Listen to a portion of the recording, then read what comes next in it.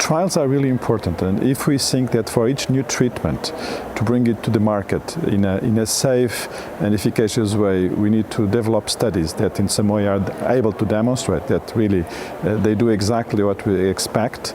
So I think this is the basis to justify why we need to discuss and we need to learn about clinical trials. I think the main reason is we need to generate evidence regarding the efficacy of the intervention that we have available, being pharmacological or non-pharmacological, and we know now that even centers that conduct more clinical trials have better patient outcomes. So this means not just doing science, but also improving care for the patients. I tend to say that the best way to learn about the essentials of clinical trials is practicing, and this means practicing as an investigator in those trials, but also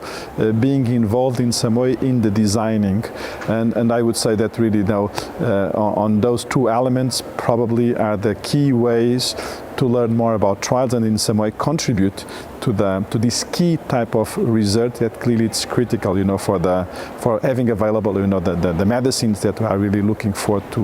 offer to our patients. I would say that,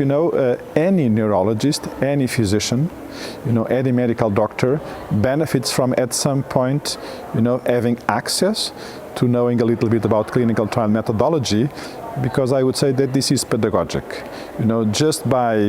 participating as an investigator in a trial, I'm forced to know a little bit what's the discipline associated to implement a protocol, and I also learn a lot. For instance, using a clinical scale that has been used in a specific trial,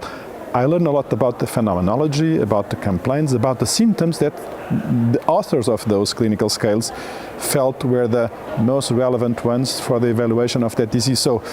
independent of the data that we generate, just by being there, I think we are better doctors if at some point we know a little bit about methodology and we contribute, in the sense of being investigator in clinical trials.